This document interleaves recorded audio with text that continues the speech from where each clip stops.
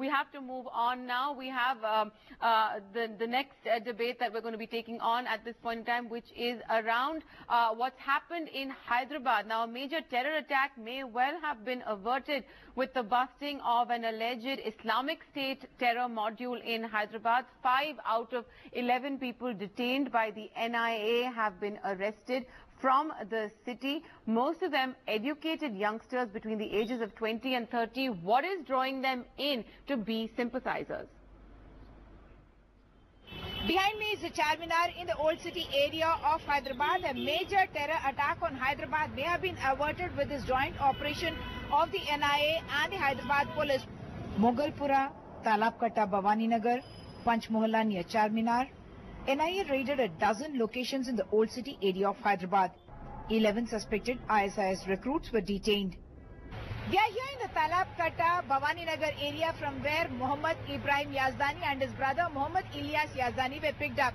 Ibrahim is a computer engineer and his brother is also a graduate. It is suspected that Ibrahim is in fact the kingpin of the suspected terror module. 15 lakh rupees has been recovered, 2 9mm pistols, 1 air gun, few laptops, pen drives, SIM card, high explosive chemicals, 25 mobile phones have been seized from them. What the police are telling us is that these people had probably planned an attack in Hyderabad, putting together the explosive device. This is perhaps one of the major operations of the ISIS here. They were operating independently. The handler has not yet been named, but all of them seem to be educated youth from the city of Hyderabad. In Hyderabad, with camera person Nagaraju, Uma Sudhir, NDTV. All right, well, to talk about these arrests and the impact, if any, they have on the intelligence gathering and security assessments in India, we have with us in the studio G Parthasarthy, former diplomat, senior diplomat, Seshadri Chari of the BJP. We have Wael Awad, the senior journalist from Syria who's based in Delhi from his residence, and Praveen Swami, hopefully joining us on the phone line, the strategic affairs editor of the Indian Express. I want to ask Praveen actually first. Praveen, 5 of these people who have been detained have been arrested formally by the NIA. What are you hearing about who they are and what has drawn them in to the Islamic State's philosophy? Well, one of them an engineer, the others also educated middle-class kids, much the same profile we've seen in most of the other Islamic State networks we've seen across the country being targeted by the NIA and the intelligence services of the last couple of years. These are not the middle-class, not the madrasa-educated fanatics of, sort of stereotype and mythology. These are middle-class kids with political grievances against India who believe that the Islamic State, with all its sort of macho, maximal terror propaganda, will provide them with a platform to remake the world and redress these grievances. It's a sad and in some ways pathetic misreading of the situation, but it just goes to show that some of the more vile propaganda on the internet is reaching out to the minds of this sort of category of young people who are cut off from mainstream politics, who are cut off from their peer cohort, and on the internet are reaching out to these virtual communities for their politics and for their sense of belonging. Right. Okay, Praveen, I'm going to take it to Wael Awad actually from here. Dr. Awad, there was an attack in Istanbul today. We saw 41 people have been killed in that terror strike at the Istanbul airport. The Islamic State has claimed responsibility for it. There's conflict in your part of the world, in virtually every part of your corner of the world right now. What do you make of the fact that there seems to be this reach into India? Do you think the Islamic State is doing this, trying to promote its philosophy from outside, or is this some kind of a homegrown situation where they're getting it off the net? Well, I think if we look at the history of the South Asian region, we will be seeing Al-Qaeda is one of the Al-Qaeda jihadist culture which started in the 1980s. When the Americans have supported Al-Qaeda along with the ISI and the Saudis intelligence and created it in Afghanistan, we recognize that there was not a single Indian who joined that culture. But now we have to see the other side of the coin, where ISIS is the same ideology of Al-Qaeda, maybe a little harsher than Al-Qaeda, and implementing its own agenda, have been created this havoc all over the world. So the leaders who have been supporting these groups and who has been recruiting from all over the world have asked its supporters and sympathizers and the sleeping cells to stay back in their own country to create havoc in those countries, because if you know it very well that 2/3 of the Muslim community in the world in the Southeast Asian region and in South Asia. So therefore it is more vulnerable to create more instability in this part of the world, and also exploiting the young people in these countries and try to recruit them under the name of their Islamic State, which is nothing but a terrorist organization. All right, I want to bring it in to Mr. Parthasarthy as well, sir. What strikes me, I've also looked at these issues now for many years, what strikes me as interesting is, when Al-Qaeda was at its peak, everyone talked about the threat of Al-Qaeda in India. Now it's the Islamic State, everyone's talking about the threat of the Islamic State in India. In your assessment, these groups that have their basis overseas, in the Middle East, somewhere not in the South Asian region, are they a bigger threat to India in terms of national security than the Lashkar-e-Taiba, for example? Should the attention now be shifting from one group to the other, to the Islamic State like this? Or is this almost in a sense a distraction? No, absolutely not. This is a distraction. Now, Dr. Awad is here, and I want to make one thing very clear.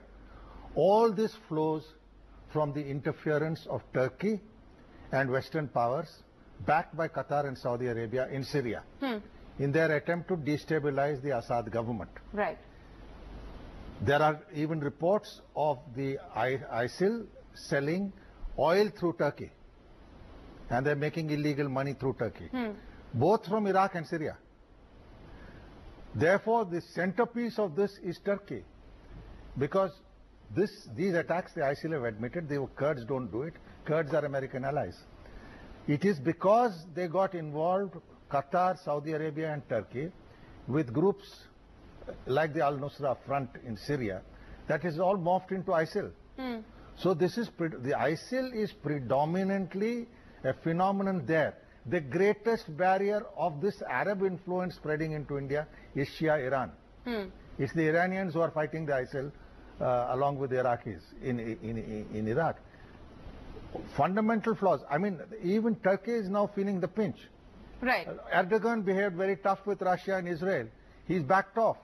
I think unless there is peace in Syria and in Iraq, this will continue. As far as we are concerned, yes, you can have some young Muslim youth, for whatever reasons of grievances, affected.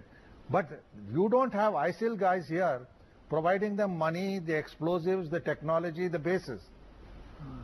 The difference is Lashkar infiltrates into India, both foreigners and Indians. They have bases, and the network is is the ISI and the Pakistan government. Okay. All right. ISIL has no government backing them. All right, Tishadi, come in on this. No, I think to take the point ahead from what Mr. G Parthasarthy said, somewhere along the anti-Assad programs that these people were carrying on, Turkey was actually trying to play both sides. Yeah, right. I mean, hunting with the hound and running with the hare. Yeah. And I think now the sins are catching up. But in terms of India, I think Erdogan, frankly, has lost the plot somewhere. In his zeal to sort of balance between Europe and Asia, Islamic and non-Islamic, European Union and the rest of the world. There's too much to balance. And all these things when he was trying to balance, I think somewhere it has gone into imbalance situation. Okay. And that is what is coming back to him. I think ISIS actually was not the kind of organization that would take on Turkey, because they were using Turkey as a base for some of their operations. So for this to happen... now for this to happen, that means I think also very serious mistakes Erdogan has made. Shooting down a Russian fighter, he's been forced to apologize to Putin. He's made his peace with Israel. Right. So he is balancing in a very, very precarious way. Right. All right, Praveen, let me bring you back into this as well before I take it back to Dr. Awad, because, while what's happened in Turkey, and we can look at the way the Turkish leadership is engaged in this balancing act in the region, is one part of the story. But I think you know, it brings me back to asking whether here in India, when we're talking about the Islamic State, how real, how serious is the threat from the Islamic State, or are groups like the Lashkar still a greater worry for us than something like this? Look, I think the only answer to that has to be a nuanced one, and I would respectfully disagree with a little bit with what Mr. G Parthasarthy said, because comforting as it would be to say that, you know, this Pakistan-based network and group are the biggest or only threat to us, I'm not sure that the facts actually bear that out. Between 2001 and the 26/11 attacks, the fact is a largely indigenous group, the Indian Mujahideen, which had no Pakistani nationals in it and did not, for its actual attacks, ever turn to Pakistan for either finance or support, claimed the lives of hundreds of citizens, and it was all the members of that group were Indian nationals. And because of precisely this conviction that, you know, somehow it must be the Lashkar-e-Taiba or the Harkatul Mujahideen, Indian investigators actually spent a great amount of time beating around the bush before this group was finally detected. The point isn't whether the Islamic State, you know, sitting in Turkey or sitting in Pakistan or sitting in Syria is going to become a threat. The question is whether domestic radicalization, because of real or perceived grievances in India, can emerge again as a threat. And I think the answer to that, given the sheer numbers involved in these networks, Indian investigators have detected over the last 2 years, whether this can emerge as a threat. And I think this has to point us in the direction of a genuine social and political problem. Now, you can have any number of views on why this problem is there and what this problem is about, and that's a separate debate. But I think one has to candidly admit, I mean, the starting point of a serious discus has to be admission that there is a problem. There is a problem. All right. Let me take it up, my one point. As Praveen says, yes, the ideology is appealing, but the Islamic State has neither the resources nor the logistics to do what the Pakistanis are doing. The Indian Mujahideen, including train blast, had connections in Karachi. So let's not kid ourselves on that score. Okay, Dr. Awad, tell me what you make of the threat from the Islamic State to India.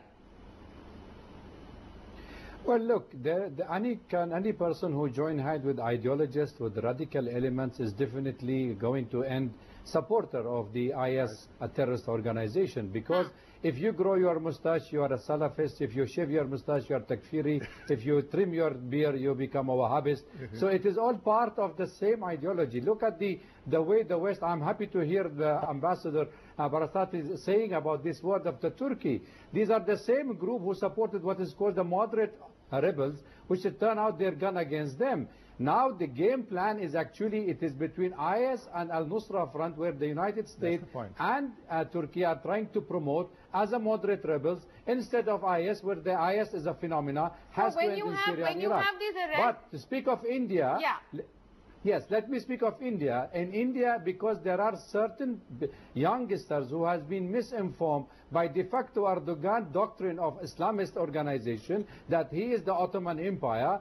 This is the people who have been misinformed about the true color of the Islamist state, where they are trying to say that this is the Islamic State. So there is this kind of little minorities has to be dealt with the public awareness, with the Indian publics, and I'm happy to see most of the Indian channel, most of the Indian Muslim, and it's only in the world that there are more than 1,000 ulema, they have condemned this IS organization. Now that's a very clear indication that they have no ground in this territory. Seshadri Chari, one of the points that also Praveen was making earlier, that these people who've been arrested, for example, today in Hyderabad, they're not what you would normally have seen as a madrasa-trained, stereotypical person being influenced by this kind of ideology on the fringes of urbanization. The profile is changing. The profile is changing, but we should not forget one thing. Even during some of these deadliest attacks that took place, some of them who carried out these attacks were actually not those quote-unquote the unemployed, disgruntled elements that we saw for a long time in, say, places like Kashmir or the Northeast. They were not that type of people. If you look at the profile of these people who have been arrested or who have actually perpetrated terror attacks in, say, Bombay or in elsewhere, if you look at them, almost 49 to 50 of them are educated, they were employed, and they are computer engineers, they are engineers of other ilk, and they have had enough training in some place or the other. But one a sigh of relief is that ISIS does not have the kind of logistic support to perpetrate this kind of within thing. India. But the more dangerous and challenging thing is any such incident taking place here with or without the help of ISIS will be the first organization to jump into it and claim responsibility, thereby hitting the headlines all over, and in that fact, gives an edge to these groups. Yeah, in fact, I want to get to that as well, because if you just look at the way things are happening nowadays. I mean, let's keep the ISI and Pakistan, the Lashkar-e-Taiba out of this conversation at this point in time. When look at the Islamic State across the world, with the kind of security, the kind of airport check, it's become difficult for people to infiltrate and go in across international borders in most parts of the world. What we saw in Orlando, for example, the Orlando shooter perpetrated an act of terror, claimed some kind of allegiance, influence of the Islamic State. I mean, what's to stop something like that from happening in India? For one simple reason. In the United States, I've just to come back after 6 weeks there. The guns. Right. The Indian citizen, thank God our constitution is what it is and not the American constitution. Okay. So they may not use so guns. they can cause some damage. Yeah. But to cause damage in a society like India, look, don't forget, hardly any Indian Muslims joined Al-Qaeda. Hardly any. They joined Pakistani supported groups, found their way to Saudi Arabia. They were related to local causes. Yeah. This is a cause which has caught their fancy. This has caught their imagination. Here are guys fighting all sorts of people. But my view is that ISIL is going to be finished off in Iraq by the end of this year. It will disperse. But it will disperse into the Western world and the Arab world and not into India. And when that happens, the sort of assistance, the money the resources which they have now, they will not have. So I would think it would be a very serious mistake if you take these isolated cases of what he says, Seshadri ji says, of few young youth, whatever there must be having some reasons for being disgruntled, dissatisfied, whatever the reason, they take to it. Remember one point, this even was noted in the United States, that hardly any Indian Muslim joined worldwide terrorist organization. That is what you have to be proud of in India. And I think that's something. But the serious challenge here would be that any minor incident also will be blown up. It will be blown up, and that is where we should be a little more cautious. Cautious in two ways. Even the yesterday's attack in Turkey, the Turkey had enough intelligence as far as these things were concerned. And if you think that such a thing cannot happen in India, we will be fooling ourselves, because most of our airports and railway stations are still unguarded. One little point on Turkey, why you can't compare. 5 terrorist attacks this year. This is the 5th. Last one was in March 19th in the same place. So this is a very different. But we are vulnerable societies. I think there's no question about that.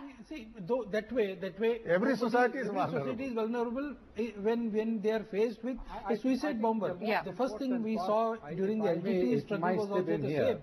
We have we cannot guard, no government can guard anybody against a suicide bomber. And so somebody wants to really kill himself. But I think we need to bring the focus back to the point that, in the larger scheme of things, as has been pointed out by all our panelists, that very few of them have actually gone abroad and taken on the cause of a foreign terror organization. When I say foreign, I mean somebody based outside the South Asia region. We'll have to keep it to that. But really, the fact that 5 arrests have been made by the NIA is something to definitely think about and worry about, and hope that it's not really a sign of the way things might go in the future. We'll have to leave this discussion at that for now. Taking a quick break, there'll be lots more on the other side.